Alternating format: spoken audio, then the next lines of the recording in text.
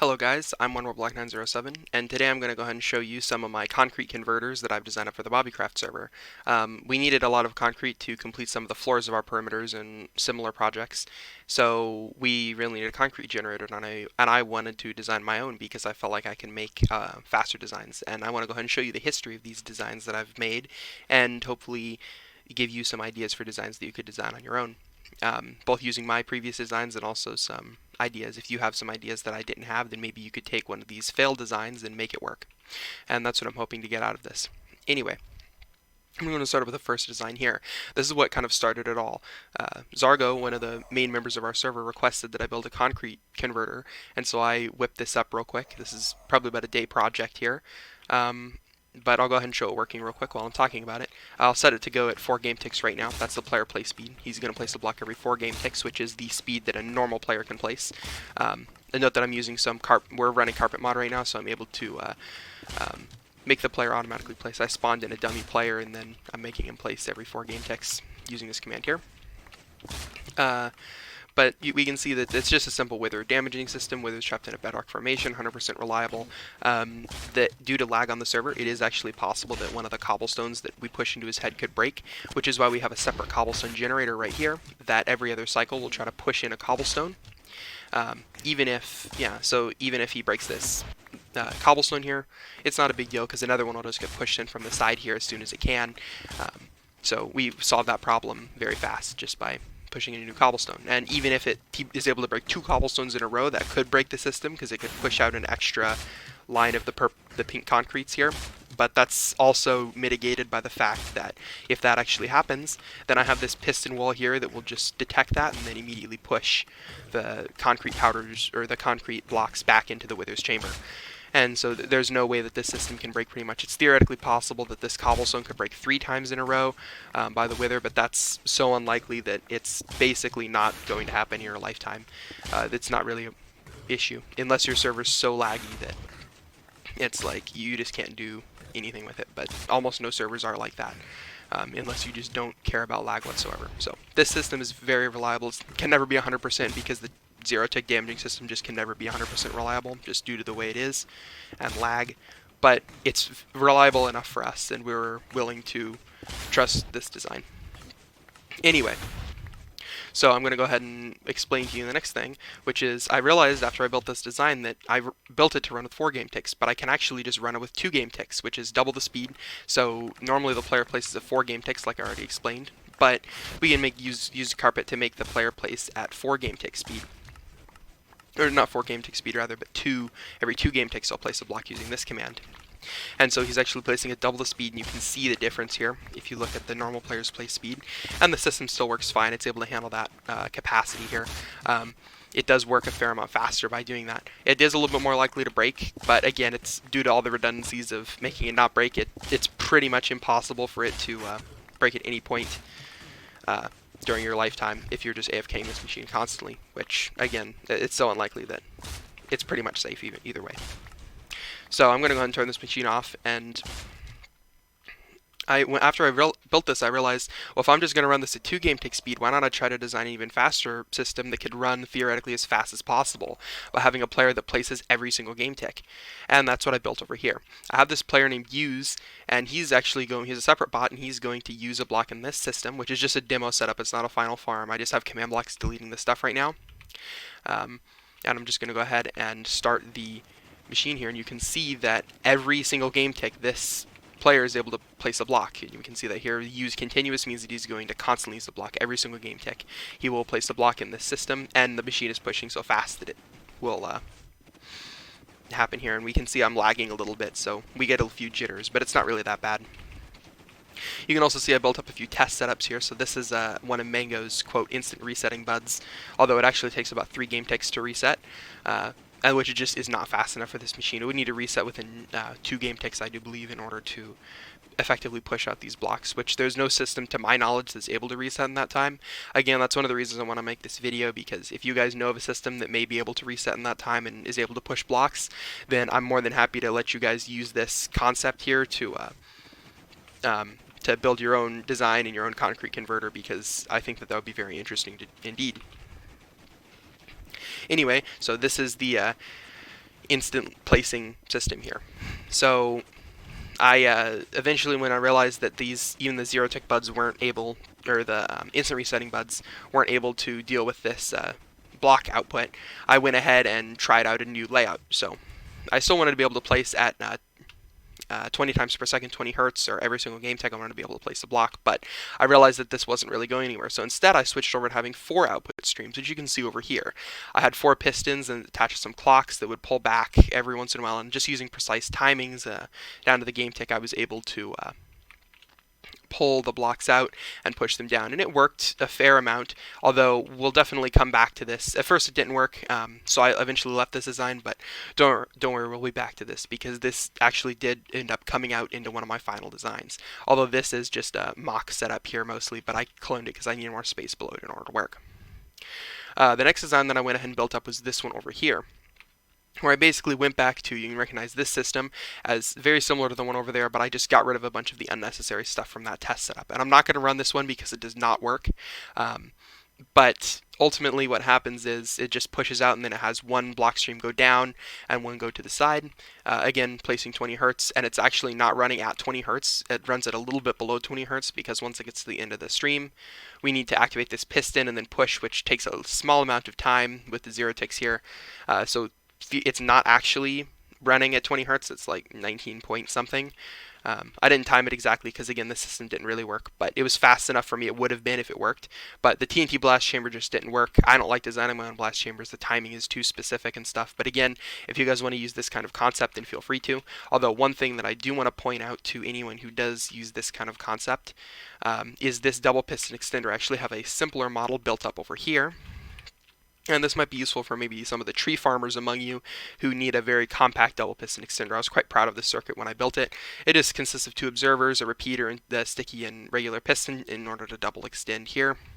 You can see there, it just double extends blocks, push it in, double extends, and so on. Could be very useful for some of you. So again, this system doesn't work, although I did definitely want to show you that. The blast chamber was the main thing that didn't work, but I gave up on this design. I even tried using 4 TNT dupers and pushing out, but it's the timings that are really, for me, the hardest part of any blast chamber.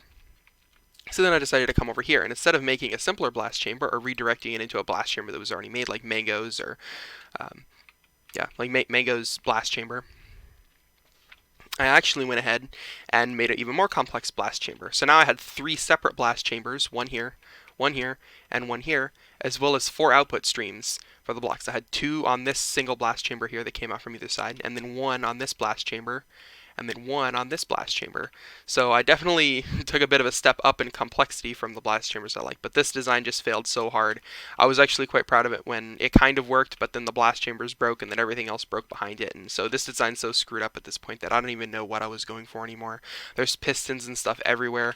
I'm not even going to try to run it, because if I do, it's just going to push blocks randomly. But you can again see this concept here of the thing working. And I do want to point out that this hopper structure down here is used to update the piston here for because when the block is placed and it's not able to instantly push out, the piston will get stuck, so we need to update it using this comparator clock here, which just activates every time there's the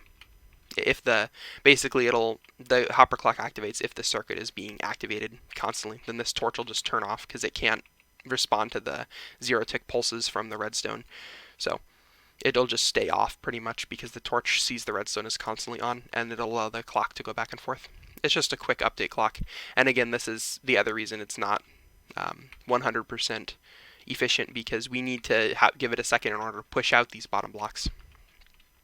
So this is the design that I built next. Although again, it didn't work really at all. So then I realized I think that there was still some potential that was left over here. So I'm going to go ahead and run back over here, and this design here I realized could have some unfinished potential. So that's when I went ahead and added the bottom section to it and made the clock circuits and everything work. And I actually went ahead and decided to clone the design back over here to make one of my 3 final designs. We'll get to the last final design in a moment, but this was the other final design. And I'll discuss the pros and cons towards the end of the video of each design. So This is the one of my final designs, and I'll go ahead and turn it on because it is working, of course. This design gets 35k an hour. I want to go ahead and mention that, and we'll see that we get some blocks shuffling down here and into this blast chamber that was designed by Fallen Breath. I'll leave a link in the description to his blast chamber. Very good blast chamber. It's basically Mango's design, but it's like, I guess, twice as efficient, I'll say, because each of these two side streams can both have an input line. It is kind of finicky to get working, but if you get it working, it's a very good design, and I highly recommend it for anyone who wants to build a blast chamber for these kinds of projects, whether it be a tree farm, concrete converter, coarse dirt converter, anything of the like. So we can see here that it's pretty simple ultimately how it works. Again, the blast chamber wasn't really designed by me, so I'm kind of just showing that off, but you can see there's all these things going on. But I'll go ahead and show you these block things here. It pushes down in this orientation here, so it goes this piston, then this one, and it goes in a circle like so. And so every other one, it pushes every other one, so that way this stream comes down and then this one's going to come down, but then this one and this one alternate and come past in different points, I suppose, so that way this one comes past, but they push in different directions, I should say. So you can see that like we're going so fast with this design that the redstone isn't even able to keep up with displaying, so you can see that this redstone is actually turning on and activating the pistons, even though we can't see it. And the block doesn't even appear here to activate it. But the blocks are being pushed, and it works. So this design works pretty well, and I enjoyed making it. I did some testing with it, and my other final designs, and I found that this one got 35k an hour. And again, we'll discuss some of the pros and cons of why this one might be good and why it might be bad in the future here. So I'm going to go and turn this off. We'll just stop it from working. You can also see, I'll turn it back on for just one moment here. Again, I have this item unloader. I really like this item unloader. We found it as part of a schematic of this part of the schematic from, I believe it was Smokey's obsidian generator. If I can find it, I'll try to leave a link in the description to that video, although I don't know exactly where it is, although I should be able to find it. We just took it directly from him. It was originally a lava bucket unloader, but it unloads at hopper minecart speed, which is important in these cases because it's just too fast for hopper speed. We need to have multiple shulker box unloaders, and that's more pain than it's worth, so I just have multiple minecart unloader. It's faster. And then it splits into 4 outputs, 2 droppers, 2 outputs in each dropper, and then those drop like extremely rapidly here. Let me go on free cam for a second and I'll show you guys. You can see this this dropper in action here, and then the guy is able to just pick it up from above his head there. So there might be better ways to do it, but I just wanted to have a clean solution, so I kind of built it.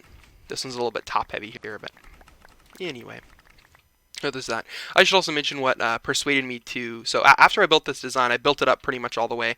Although I didn't add the blast chamber at this point. I just had some command blocks deleting the final blocks. So you can still see the original command blocks here. I have one here and one here. So before the blast chamber was even added, one of our other server members, Activation, he does tree farms and knows a lot about piston mechanics. I highly recommend subscribing to him. He knows a lot about the game, and his content quality is extremely high, and I'll leave a link to him in the description as well. But he came over and designed this design because he said that this design was too complicated. This design over here was too complicated, and I can make it a lot simpler. So that's what I did. I came over here, or that's what he did rather. He came over here and started building this kind of design here. And you can see that I don't know exactly how it works, but he has a pusher. And it pushes down, and then he designed his own blast chamber for it. I'd also mention that because I don't know exactly how blast chambers work at all, so I'm not the person to ask about that. I don't think this is a finished design really, but it is a design that worked. It kind of works. The concept is there. So he said this design was too complicated, so then I went and designed my own design similar to what he has here. And I'll show you that. That's my third final design. So again, I have 3 final designs: the Wither one, this one, and then the one I'm about to show you now, which is this one here, this beast. It's the largest one by volume here. It's a very beastly design. You can see this shulker unloader again, same exact design. Note that I'm just loading it in with some of these magenta shulkers here. I'm just using magenta concrete powder because I like to build out of the white concrete powder, and so I don't get mixed up with the magenta because the 2 colors are obviously very different. I just use this to make sure just a few like 2 stacks of concrete powder per shulker, just to make sure that the shulker box unloader is working correctly and all. But it's just my standardized test setup for all these designs. Although if you were using this in a survival world, you could also put in different colors of concrete, full shulker boxes of concrete, all that works. Just throw whatever you want in here. It can just be a huge mosh pit of just random colors of concrete and all the rest of the stuff, and it should still all work. If you use different colors of concrete, it might be a little bit slower just because the player, um, they have to shuffle around through the player's inventory. Just make sure if you do use different colors that you fill up the player's inventory as well. That's also extremely important. If you don't do that, it could cause the player to not pick up some items. So for any of that's important for any concrete converter design, whether you build mine or mangoes or activations, it doesn't matter. Make sure you always fill up the player's inventory if he's going to use different colors of concrete. So this one's 22k an hour, so it's actually slower than that one. But again, I'll discuss the pros and cons of them. So I'll go ahead and show you this one, which this one is a very interesting design here. So you can see I have a 4 output here, for the dropper, and you can see that I have the thing similar to activations design here. It places the concrete powders and then gets pushed down, and then every time that the thing reaches the bottom here, we have some repeaters that will repeat the signal into the pistons on the sides here, and those push out into these 2 block wide streams, which you can see here. Let me see if I can find a better angle. Here we go. Here's a good angle from this side. They push out, and then I have this blast chamber. I have 2 Fallen Breath's blast chambers that push separately. You can see it pushes, and then they push across each other, which I really like this piston layout. I was really satisfied with it when I came up with it, and I still am really satisfied with it. We use a bunch of these things here. We need to use a weird piston configuration here that uses some repeaters in order to make sure that we have the right amount of delay, because I found that this system that Fallen Breath uses is actually directional. I think it's directional or it's locational or something, but when the piston pushes, specifically when it's being pushed down, that's the problem, because this the block that gets pushed in is able to quasi-power the piston on the side here, which will basically just stop it from updating, and that's obviously a big problem. I don't want that to happen, so I had to use an alternative, a workaround over here that I designed. This one's a slower. I'm not exactly sure why it's slower than the other design, because, I mean, I do know why it's slower, because these pistons keep pushing down, and during that pushing sequence, the player's not able to place the blocks continuously like you can over here. So that design is faster because of that. This design is also more work to build, which is another con of it. So since we're already talking about pros and cons, I may as well go ahead and talk about some of those. So of course, this design is slower. I'm going to go ahead and turn this off so that way I can actually talk without it lagging me really badly. So the pros of this design is, well, the cons are it's slower than the other design. It's has more materials. It has a larger volume if you're looking for compactness than this design over here, which obviously you can change these designs a little bit, most likely make them a little more compact. Like maybe you could place the blast chambers at different locations, like maybe above one another, and make it a vertical tower design, where you have the placing area up above the 2 blast chambers that are stacked on top of one another. I don't know. You could have something like that and possibly make it, but I just kind of made a test setup for how I would build it personally, and this is how we're likely going to build it. But this design is slower and bigger volume, and also has more materials, obviously, because I used 2 blast chambers instead of 1, like over here. I could have used just 1 blast chamber, but I didn't really have, because of the directional things here, these repeaters aren't fast enough to keep up with double speed inputs, so I had to split it up more. But the pro of this design is that it's a completely reliable, which this design, I'm not sure exactly what happened, but I think it might not be completely reliable, because I have experienced that the piston pushers here break sometimes. I don't know exactly why that is, but it's not, I don't know exactly why it breaks. It might be due to lag or something. I've never experienced this design breaking, probably because the piston pushers are slower. They have a slower flow. These ones, I've never seen them break in the final design, but I have seen, and I'm not sure why they break. They just do. Again, I haven't seen them break specifically. I don't know why they break. So I think that this design is reliable, but I'm not sure. So that's a potential issue. And of course, the pros of this design over here are that it's a wither-based design, so if you're looking for specifically for a wither-based design, it could be useful. It's probably the most robust of all the designs. It's the most compact. Arguably requires the least resources. It does require the wither skulls, which if you don't have a wither farm or something, then that could be a problem. These designs might be better than. Uh, you could obviously adjust these things for like TNT dispensers instead of the dupers if you prefer those. I'm sure there's methods to figure that out. Again, blast chambers are mine. Next, and yeah, so that's pretty much all the information that I have for you about the blast chambers for now. And concrete converters in general. If you have any other questions or you'd like to ask things about that, you can either contact me at Discord, which links in the description, or not link, but my Discord tag and number and whatnot is in the description. You can always contact me there. I'll have the Bobbycraft link in the description because that's who these concrete generators were designed for. Speaking of them, I think the executive decision I'm going to make is we're going to use this design here because it is the fastest and I think that it's reliable. I'm not positive though. We need to do a lot more testing and we'll probably just build it up in survival, and if it's not reliable, we might decide to tear it down or just keep it around. All depends on what ends up happening, but anyway, so the final design we're likely going to build is this. But anyway, if you need me, contact me on Discord. It's a link in the description. Go to Bobbycraft, also link in the description. You can comment on YouTube. I'll do my best to reply to the comments. So anyway, thank you guys for watching, and I'll hope to see you next time.